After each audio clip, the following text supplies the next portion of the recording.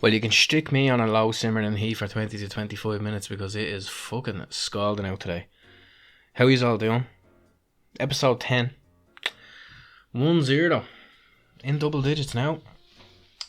Do you know what? I'm actually delighted because, as I said, I've said this many times, I started this off as a kind of...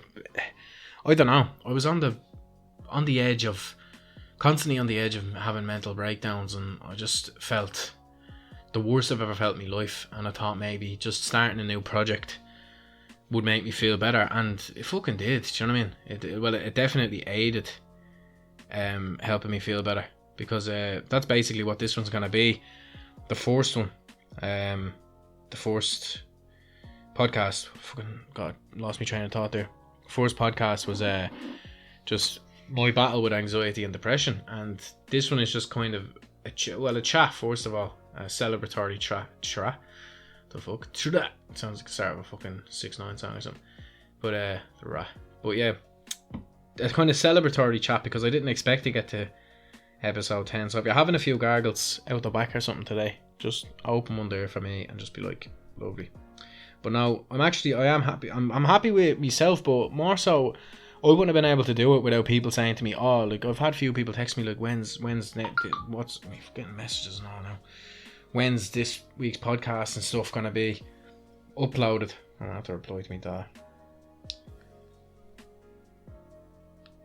But and people have been texting me saying like, oh, I enjoyed that, really helped me out. That's a big one. The fact that I helped people out in a relatability factor when it came to the first podcast that I brought out. Because apparently a few lads have texted me saying that it was very, very relatable. Lads who you'd never expect to be suffering in silence. And that's the thing about mental health and mental illnesses. People, they suffer in silence. And I think that's what I wanted to do. I wanted to bring a light to it as well. And the fact that a lot of people said that the symptoms I was talking about was so relatable. Hold on, I'm going to change this mic. Just put it lower. Yeah. The fact that like people were saying the symptoms and stuff that I was talking about just made them feel like so, like as I said, like they could relate to it so much. That made them feel better, made them feel more normal. That's what I fucking strive on. Do you know what I mean? That's what I want. That makes me happier than anything. Do you know what I mean? That makes me happier than getting 1 million views on one of these podcasts. That makes me so happy because that's what I needed at the start of this. And when I read that book, The Reasons to Stay Alive, I was like, shit, so other people really do feel like this. Because I hadn't a clue what was going on. It genuinely feels like you're losing your mind. And it is losing your mind. It doesn't feel like that. You are losing your mind. And people are like, oh, well, I don't know about that. I've had depression and I've been grand. And it comes in different strains. And it comes in different waves as well. Like, do you know what I mean? Some people get it and they hate something. They hate school. And then when they're out of school, they're not depressed. When they're in school, they're depressed. There's circumstantial depression. And then there's depression that you've no control over. And there's no real trigger to it. Well, usually there is some sort of underlying subconscious trigger to it. But there's circumstantial depression. Supposing your dad passes away, you're going to be depressed after that.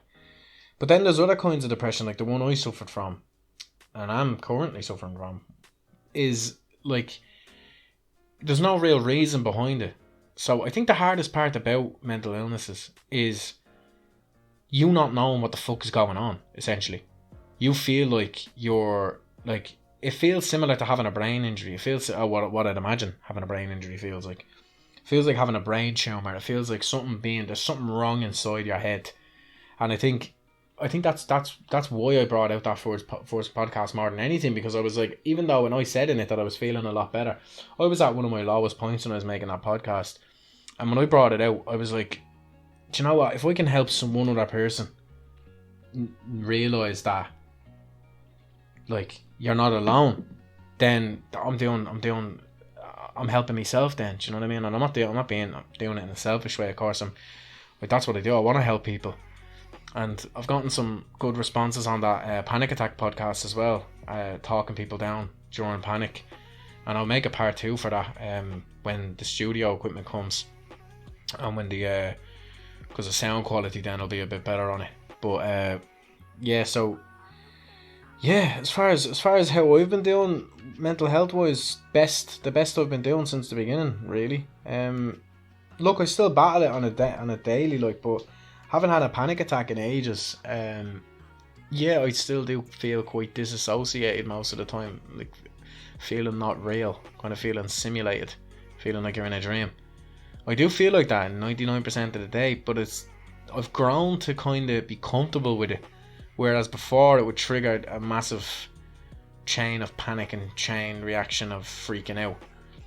And I think the more I'm comfortable with it, the less intense the symptoms are of it. Do you know what I mean? I think like when I was said, you know what I mean. There's if you're gonna answer me back, it'd be creepy if you did, but like through the screen and I heard you now, fucking some time travel and shit or something. But yeah, no. So like, the more I'm comfortable with the symptoms of the mental illness, the more I'm kind of not really feeling as disassociated and stuff, because I'm like, well, it's gonna be better someday.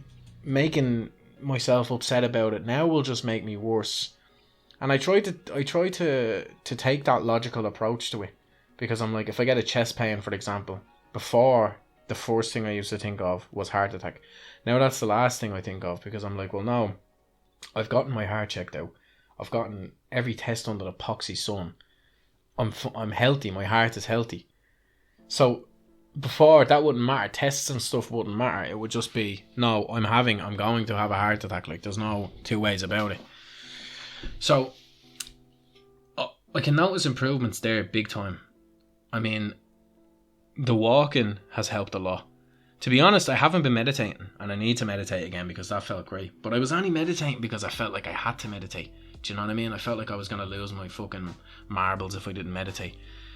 And I was like, meditate. It was kind of like when you do fucking 100 sit-ups and you look in the mirror and you're looking for abs. It was sort of like that, but it was sort of in a way of like, I was looking for the cure after one session, like, do you know what I mean? And it was the same kind of thing with the cold showers. Like, I'd be having these cold showers and getting out and just expecting to be cured. But the thing about mental illnesses and mental health as a whole, it's a long-term process, and anyone who's suffering has to realise that. And the fact that it's long-term can be terrifying, because the fact that the current symptoms are so fucking intense, it's like, how can this possibly ever go away? But little by little it does. Like, for example, my fingers used to tingle all the fucking time, 24 hours a day. They used to tingle, all my fingers, all 10 of them. And like, that's a sign, that's a clear sign of anxiety and stuff like that. They used to tingle all the time, and my fingers haven't tingled in months now. And I only realised today that they haven't tingled in months, because I'm just concentrating on one thing, and that's the disassociation feeling. I haven't been concentrating on my tingles. Oh, my tingles, jinkies, my tingles. Fucking, that sounds fucking perverted. I don't know what the fuck that sounds like, but like, I haven't been concentrating on the tingling fingers in ages, and then I just realised that like that used to be my prime thing that I was worrying about. I was like, oh my god, I'm having a stroke 24/7. But now it's like, it just doesn't happen, and that's obvious evidence that I'm getting better in some respect. Another thing I've stopped doing is, I used to always touch my face, the right side of my face, because I thought I was gonna have a stroke. Always grabbing my right cheek to see if it was numb and see if I could still feel it. I've stopped doing that completely, and I only realised these things like in the past couple of days. So there's little things that you don't even notice are improving until they already improve. And I think it's weird, like, it becomes, I just hear the Warzone noise. I literally just hear one of the box noises. Maybe it's my computer or something. That Warzone's getting to me head. I need to stop playing that game. Swear to God. But like, that's the thing about, like, it's a kind of comforting thing as well, the fact that mental illnesses go on for so long. And I know you're probably thinking, like, what the fuck that makes zero poxy sense. But right, so supposing, because as I said, the scariest part about mental illnesses is they don't feel like mental illnesses because of the stigma that's around them. Oh, if you have anxiety, you're always nervous. If you have depression, you're sad. That's fucking bullshit. They feel like your brain is being shook around and you don't feel like a real human being. Like, there's nothing sad about it. You've no feeling, and you just feel like this shook up alien on 27 million different drugs at once. And it is that intense, and it genuinely is. And you're probably thinking, oh, I've never had that, like, so like, I can't relate. And I hope anyone listening to this never gets what I've got, or what millions of people around the world have got. But the fact that when it goes on for so long, it's kind of like, at the beginning I was sure it was a brain tumour, I was sure I had a heart condition, something to do with the blood flow to my brain. Something was off. It didn't feel like a mental illness. It felt like my brain was it felt like I was retarded, to put it that way. The longer it goes on, the more you realise, well, I haven't been taking any medication for it, for supposing it was a brain tumour, right? I haven't been getting any treatment for that, right? Supposing it was a heart condition, I haven't gotten any treatment for a heart condition. Surely, then, if I had one of those things, I would be getting worse and not better. Do you know what I mean? So it's like, if you think in your head, anyone who's especially a health anxiety sufferer, which in my opinion is the worst anxiety, because if you, as I've said before, if you have social anxiety, you've got social triggers. You go in social situations, you get a panic attack. You don't go in social situations, you don't get a panic attack. And I know it's not that simple. I know it's not, because I've had social anxiety in the past, but not nearly as intense as I have health anxiety. But the thing about health anxiety is you are your own trigger. You know what I mean? You are a walking trigger, and it's tougher in my opinion, because you could be just relaxing in the calmest situation in the world, and then you realise, like, I don't feel normal at all, like, whatsoever. And then them demon thoughts come in, and you're like, I really do. You know you don't feel normal. Why are you trying to act happy? And it's like this darkness over you, and then the darkness turns into just complete and utter fear, and then the fear can build to a panic attack. But as I was saying, the longer you go and sit through the kind of hellhole that is mental illnesses, the more you kind of come accustomed to it, and you realise your triggers and stuff. Like, someone who has acute anxiety or acute panic disorder, where out of nowhere they'll just have an attack and then they'll feel normal for weeks, that can be terrifying because they're so not comfortable with it. But considering I've went through, since October to now, or even before October, but in small waves, just straight up 24/7 panic, it's kind of taught me, it's taught me a lot about it, and it's taught me a lot about myself, whereas I'm like, I understand it now, you know what I mean? And understanding it, I used to say understanding it is half the battle. It's not. It's 99% of the battle. The other 1% is just waiting for the physical symptoms to actually just slowly disappear.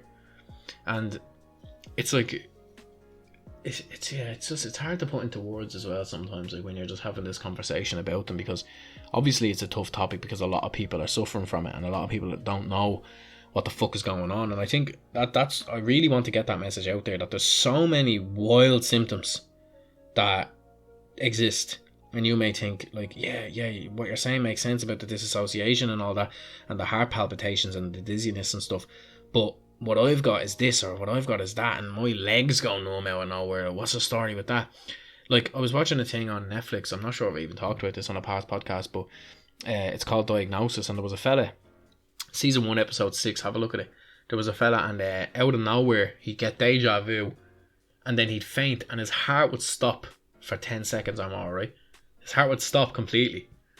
Now, I've gotten ectopic beats loads of times, heart skipping a beat. A lot of you probably have as well, where it's just going bump, bump, bump, bump, bump, bump, like, and it's terrifying, especially when you're in the middle of a panic attack, because you're like, oh, my heart's stopping, I'm dying.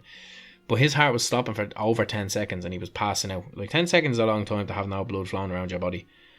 And it turned out that it was a mixture of PTSD and intense anxiety that the guy had that was causing these blackouts. And hold on, I have to sneeze. Oh, fucking hell. Bloody hell, mate. I'm fucking sneezing in that. Thank God sneezing isn't a symptom of coronavirus, but it is a symptom of fucking hay fever.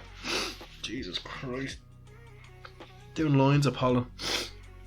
But anyway, yeah, so it was just anxiety and it was PTSD. They tested him for everything else and he was fine. And then he started to get therapy, and then these episodes start stopping. So if you can imagine however you're feeling, right?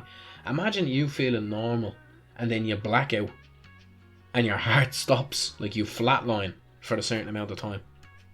Like, can you imagine that ever going away? No, of course you can't. It always goes away if you treat it the way you're meant to be treating it. I was covering up years of anxiety and underlying depression with drink, drugs, getting out of my head, fucking acting the retard. And then, again, sorry for using that word if people are offended by it, it's just my fucking terminology. And then that led to a massive mental breakdown. And if I had have been going to therapy from a young age, dealing with shit and dealing with what I was feeling, and actually letting it run its course, not run its course, that's a wrong phrase, treating it the way it's supposed to be treated to cure me, essentially, from the beginning, I'd be healthy now. But I think the mental breakdown itself, really, it made me, if that makes sense. It made me the current me, who I am now, the podcast making, fucking creative twat who wants to make people happy and doesn't even care about himself. That's the me I've become now. Do you know what I mean? I just want to make people smile and make people laugh. That's all I want to do. And that's, I know you might be thinking, oh, shut the fuck up, do you know what I mean? But I'm genuinely being serious. I actually just, I love that when someone says I was in bits at that. Actually, you've no idea how happy that makes me look. And it's just, I don't know what it is. I just get a major buzz off the happiness from other people. And I'm going to continue to make people happy. And again, I mean, completely disclosed, confidential, everything. If there's anyone listening who's ever suffering through this, and I don't mean, oh, I'm only a text away, bro. I don't mean any of this bullshit of like checking up on your strong friends, sending them a message saying you okay. I don't mean that. I mean, if you want to ever talk or call me, or for me to call you, and genuinely talk in depth about how you're feeling, I'm all ears, and I'm also all words, if that makes sense. I'm here for advice, and I'm here to listen as well to anybody. Like, I'm not a therapist by any means, but I do think I have a fair, strong fucking understanding of how the mind works compared to a lot of people who just think it's just everyone's the exact same and just play FIFA, get a spice bag, go out and do white on the weekends. Like, do you know what I mean? It's, I know more than a lot of that. Now I sound like a pretentious fucking dickhead. I don't mean that. I'm saying I understand mental health, and I really want to help as many people as I can. Like, genuinely, as many people as I possibly can. But yeah, that's kind of it. Not for this podcast, because there's one more thing I want to touch on. But can you guess what time it is? Now, I've went 17 and a half minutes without doing this, lads, so cut me some slack. Actually, do you know what? I'm going to stop recording, vape, and come back. Well, that was poxy beautiful. I'm glad I didn't go into the mic, because I need to stop doing that, let's be real. But yeah, so that's kind of, it was about a fucking 4 out. It was a minus 1 billion out of 10 back in October. When I made that last podcast, I was pretending I was an 8, but I was a 4 out of 10. And now I'm legitimately gone up to a 7. Like, it's like 10 being happy and normal, and 0 being what I was in October. Voice crack there. I'm gone up to a 7 now, and I think that's fucking great. I'm proud of myself. I'm proud of everyone for listening to this, because this has really helped. Having this commitment every week, having to do this every week, has just really helped me. And it's that's it really. I'm just buzzing. I'm happy. I'm really happy for once in ages. And for the first time in ages, I don't know, my English is broken. But yeah, do you know what? We're going to keep things positive. I was going to touch on something. I'm not going to. I think you know what I'm talking about. If anyone's seen my posts on Facebook, a certain event in America happened with a certain police officer, or if he wants to call himself that, and a black man. And I was going to rant about it for the next 10 minutes. But you know what? It's too sunny. I'm feeling too good. And I know I'm going to make myself really fucking angry if I do. So look, I'm actually going to do a little shorter episode this week, because I just wanted to say for the 10th episode how happy I am that you've been tuning in, that I've been able to do this every week, that it's supported, and that there's much bigger things coming. The studio is being built. I keep calling it the studio. It's not even fucking going to be a studio. It's just going to be a room that I'm able to do this in, but I'm going to call it the studio to make myself feel better. But I'm going to keep this episode shorter. I'm actually going to write some of my book later, because I'm feeling driven. As Blind Boy would say. What does he say? Once you get the flow. No, that was a shit blind boy voice. Hold on, I'm gonna try to do a blind boy impression before I go. How are you getting on, you lovely, lovely goals? We've got another beautiful story for you, and I'm gonna tell it to you while I make myself some porridge and some water, because milk is bad for your soul. So stay tuned. I love him, but he's some fucking. I should have him on this because he's a shy talker. But yeah, come here. It's only at 20 minutes this week. But I love you, baby. I don't know, what's that out of? Is that out of anything? I love you, baby. I don't know. Yeah, that's all. That's all she wrote. Again, my DMs and every other messaging service that I have is always open for anybody at all. I don't care who you are. And if I can help anybody, if I can help one person a month, it's one person more than it was the month before. So again, thanks for tuning in. I love you more than toast. And I'll see you next week for episode 11. Thanks again. I appreciate you, baby. See you in a while. Peace out. Enjoy the song. Keep smiling. Good luck.